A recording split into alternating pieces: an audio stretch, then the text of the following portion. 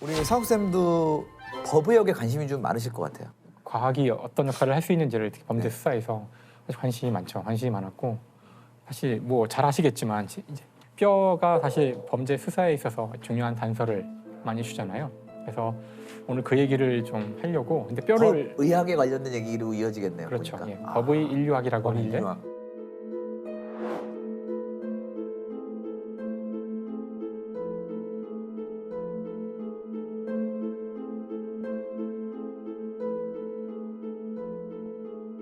뼈에서는 일단 중요한 숫자가 또 우리 김상욱 쌤의 그림이 또 나왔습니다. 206? 206. 206이라는 숫자가 이제 뼈에서 중요한 숫자인데 이렇게. 아, 숫자가 다 붙는구나. 오. 이제 이 두개골이 29개의 뼈가 있다 그러고요. 그다음에 이제 이 척추부터 쭉 여기 몸통, 그다음에 쭉 줄기도? 갈비까지 해서 이게 51개의 뼈가 51. 있고 오른팔, 왼팔이 각각 32개씩, 그다음에 오른다리, 왼다리가 또 31개씩. 이걸 다 더하면은 이것이 206이 돼요. 여기 이 각각에 대한 수많은 정보들을 우리가 다 알고 있으니까요. 그래서 이제 이걸 가지고 우리가 많은 것들을 유추할 수 있는데 이게 지금 206이라는 숫자는 성인이고요. 네. 아이들은 300개에 달해요. 아, 이것들이 자라면서 붙는 거죠. 탁탁탁 붙어서 이제 이거 헐렁헐렁 하다가 딱딱딱딱 붙고 이런 식이 되는데 그 부분이 얼마나 자랐는지를 보면은 이 사람이 지금 10대, 나이를 알 15세인지 수 있고. 10대 후반인지 나이를. 10대 전반인지 이걸 다 알 수 있고요. 남자의 경우는 이 두개골이 여성보다 더 두껍대요. 그래. 보면은 바로 혹시 남성인지 여성인지 알 수 있고 골반뼈를 보면 골반은 또 거꾸로 다르죠. 이제 여성이 더 크고 두껍고 골반의 구멍도 훨씬 크고 그래서 이제 이쪽에 한 부분이 나오면은 남성 여성인지 파악할 수 있는 뼈로 거죠. 알 수 있구나. 예, 그리고 여기 대퇴골인가요? 이 다리도 여기가 하나인데요. 뼈가 네. 이거 곱하기 3.9가 키래요. 오. 그래서 이제 여기가 나오면은 이제 다른 데가 없어도 키를 알 수 있고 네. 아하. 그 두개골에서도 그 뼈만 남았을 때 보면은 눈이 있는 구멍이 있잖아요. 네네. 그 구멍이 아시아인은 둥그렇대요. 그다음에 이제 서양 사람들은 이게 약간 네모에 가깝고 그래서 이제 그걸 봐도 인종 옛날에 나치에서 사람 인종 구분할 때 다 여기 각도 제거하는 이유가 인종에 대한 정보들은 다 네, 이제 네, 네. 예, 얼굴에만 있다 그러더라고요. 그러니까 굉장히 많은 정보들이 그렇네요. 그럼 거의 부패가 다 진행되고 뼈만 남은 유골을 봐도 이 사람의 성별, 인종 알 수 있는 거네요. 알 수 있는 거죠. 실제로 뼈만 남았던 사건이 있었는데 화성 우음도에서 백골만 발견된 사건이 있었어요. 경기도 화성시의 한 고속도로 공사 현장에서 유골 상태의 여성 시신이 발견돼 경찰이 신원 파악에 수사에 나섰습니다. 이 사건 같은 경우는 백골이 발견됐지만 그 주변에 이루품이 있어서 여성이란 건 알 수 있고 근데 이제 신발이 없기 때문에 자살이 아니라고 하더라고요. 신발이 없는 경우 타살의 확률이 굉장히 크고요. 이 길이를 이용해서 키를 대충 알 수 있었고 그다음에 나이도 알 수 있고요, 대충. 그래서 나이랑 키만 가지고 근데 사람을 찾을 수가 없잖아요.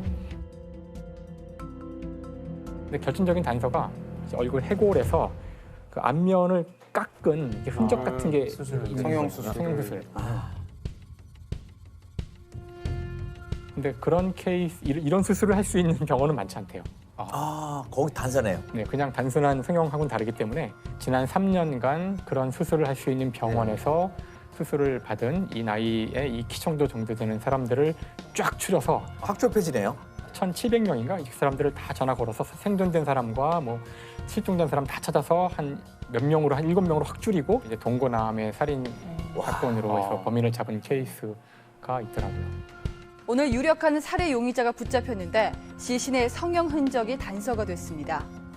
경찰은 전국 성형외과에서 수술받은 수천 명의 명단을 확인해 시신이 30살 박모 씨인 것을 밝혀냈습니다. 용의자는 동거하던 남자친구였습니다. 모 씨의 차량 트렁크에서 혈흔이 발견됐고 혈흔은 DNA 감식 결과 숨진 여인의 것으로 확인됐습니다.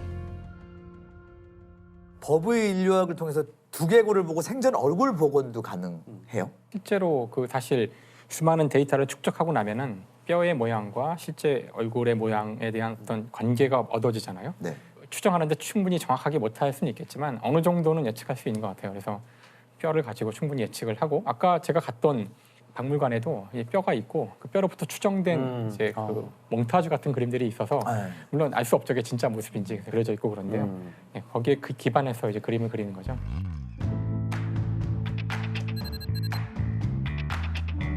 자, 가서 오늘 보려고 하는 뼈를 보러 가겠습니다. 선사시대 유물이네요.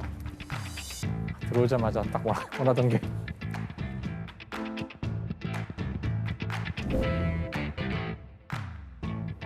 해부학이 연구돼 있기 때문에 이제 뼈만 봐도 어느 정도 살이 있어야 되는지 물론 정확히 알 수는 없어요. 다 사람마다 다를 수도 있으니까. 하지만 어느 정도의 관계는 있으니까 그걸 이용해서 최대한 추정을 해본 거죠.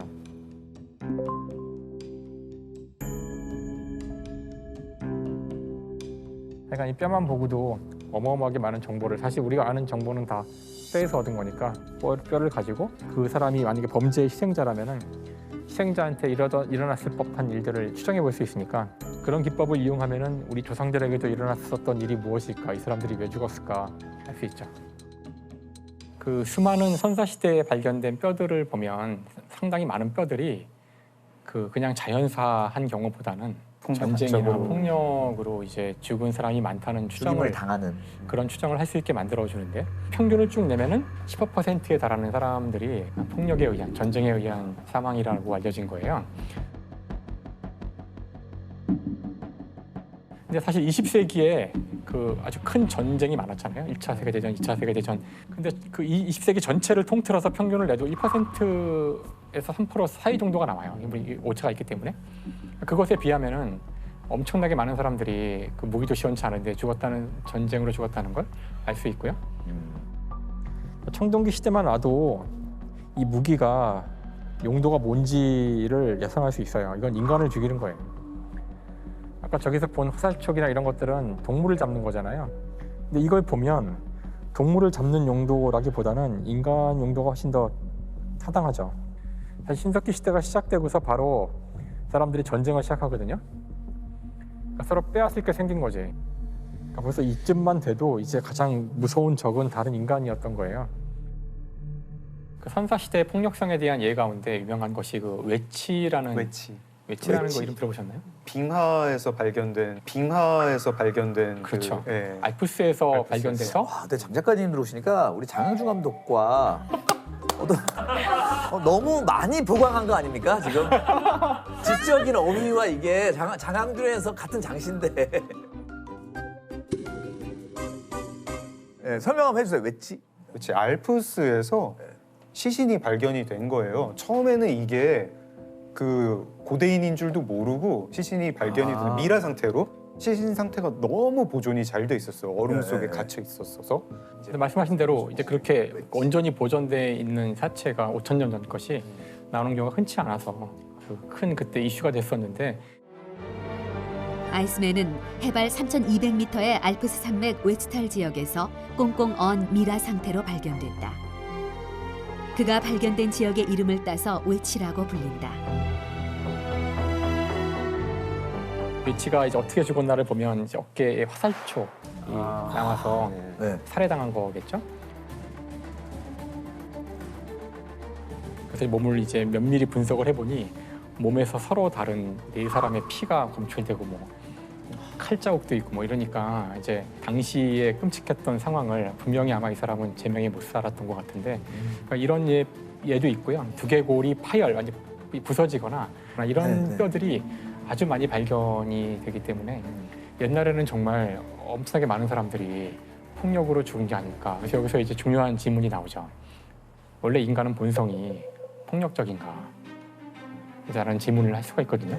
사실 굉장히 중요한 주제라고 생각해요. 우리 인간의 본성이 무엇인지는 우리가 어떤 식으로 인간의 미래를 생각할 수 있는지도 본성과 관련이 있기 때문에 이게 이제 아마 이 얘기를 다룬 책 중에 제일 유명한 책이 스티븐 핑커의 우리 본성의 선한 천사. 그렇죠. 거기 바로 그런 얘기가 나오고 뭐 전쟁이나 범죄를 포함해서 모든 세계에 폭력적으로 죽은 사람의 비율을 추정을 해보면 폭력 자체가 줄어든다가 이제 스티븐 핑커를 비롯한 역사의 진보를 믿는 최근의 어떤 낙관론자들의 주장인데요. 저는 사실 이제 그 책이 되게 설득력이 있는 책이라 있어. 생각이 좀 들고 그러니까 인간은 옛날에 굉장히 폭력적이었는데 점점 인간들이 평화로워졌다는 거거든요. 그래서 여기서 이제 여러 가지 이론들이 나와요. 집에 반려동물을 보면은 일단 생긴 것도 귀엽게 생겼잖아요. 네. 근데 당연히 우리가 알고 있지만 이 녀석의 원래 조상은 늑대라고요. 네. 그러니까 야생의 늑대는 행동도 되게 사나운데 우리가 오랫동안 이제 길들여서 가축이 된 거죠. 가축이 된 거죠. 가축을 만든 거죠. 근데 놀랍게도 사실 인간이 가축화시키는데 가장 성공했던 동물은 이런 강아지나 이런 소나 이런 것만이 아니라 바로 인간 그 자신이라는 거예요. 자기 가축화. 자기 가축화죠. 그러니까 물론 아주 옛날에는 서로 막 싸우고 이렇게 죽이고 하는 능력도 중요했겠지만 점점 인간 사회가 커지면서 서로 협력하는 것이 생존에 아주 중요해졌기 때문에 오히려 자신의 폭력성을 누르고 어떻게 하든 친절하고 다정하게 보이는 것이 생존에 더 유리해졌다는 거예요. 그게 점점. 이득이라는 걸 깨닫다는 그렇죠. 거죠. 그래서 인간은 점점 더 폭력성을 줄이는 방향으로 진행해 왔다는 것인데 물론 인간의 폭력성 정도를 정확히 예측하기는 힘들고 근데 그럼에도 불구하고 인간의 폭력성이 줄어들었다고 현격히 줄어들었다고 믿을 만한 근거가 충분하다는 것이 이제 그 책의 결론이었죠. 줄어들고 있다.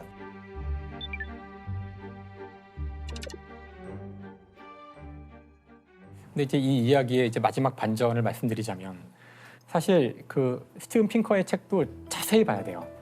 그러니까 이제 항상 이 숫자들을 자세히 봐야 되는데 그 사람이 이야기하고 있는 폭력이 늘었다는 그 증거들이 주로 15,000년까지 데이터예요. 그러니까 거기까지는 뼈들을 가지고 우리가 무슨 의미 있는 만들을 할 수가 있는데 이제 그 전으로 가면 정말 이제 뼈도 몇 개 없고 그때에 나왔던 뼈들에 대해서도 초기엔 사람들이 이게 서로 전쟁으로 죽인 줄 알았어요. 그런데 이제 그 후에 더 지금 정교한 과학기술 발전으로 그때 진짜 옛날 구석기 시대를 분석해 보면 사람이 아니라 동물이 죽였다는 결론이 나오기 시작해요. 그러니까 우리가 이제 이걸 너무 쉽게 뒤로 밀어붙이다 보니 우리가 의미 있게 얘기할 수 있는 구간을 넘어서까지도 다 폭력이라고 다 했던 거죠. 이게 근데 사실 우리가 인간 본성을 잘 모르는 것 같아요. 여전히 어떤 결과를 누가 들이대도 늘 논쟁의 여지는 있어요. 사실 답은 없어요, 사실. 네, 답은 그렇죠. 없어요. 저는 그냥 답은 없어요. 이쯤에서 막 이렇게 하고 싶은 거예요. 스티븐 핑커의 얘기를 들을 때 이게 완전히 검증은 안 끝났다. 근데 이 얘기를 내가 어떻게 소화할 것이냐. 인간한테 희망은 있다 정도. 우리가 역사가 발전한다. 허무주의에 빠지지 말자 이런 정도. 진짜 앞으로 세상을 낙천적으로 보느냐 비관적으로 보느냐에 대한 얘기 같아요. 사실 그래서 이게 중요하다고 생각해요. 네. 만약에 진짜 우리가 본성이 선하면은 최대한 그 선한 본성을 발휘하도록 제도들이 움직여야 되는 거고요. 근데 진짜 우리는 진짜 폭력으로 가득 찬 그런 종이라면은 가능한 더 많은 그 제재 법률들을 만들어야 되는 거고 네. 이 방향이 어디냐에 따라서 완전히 다른 미래가 올 수도 있어요. 그래서 어려운 문제라고 생각을 해요. 저도 항상 이게 궁금했던 게 폭력을 정의할 수 있을까요? 그러니까 네, 전 그게 전제가 돼야 되는 건데 사실 시대에 따라서 폭력이나 폭력성을 어떻게 규정하는지가 가장 첫 번째 그 시작인 것 같아요. 그래서 저는 그냥 실무상에서 경험하는 저의 개인적인 의견은 인간의 폭력성은 사실 그렇게 줄어들지 않았을 것이다. 예전에 그냥 뭐 대량 살상, 뭐 학살 이런 게 지금 우리가 없을 뿐이지 시대에 맞게 폭력의 모습도 되게 발현이 되는 거죠. 다양한 방식으로. 그렇죠.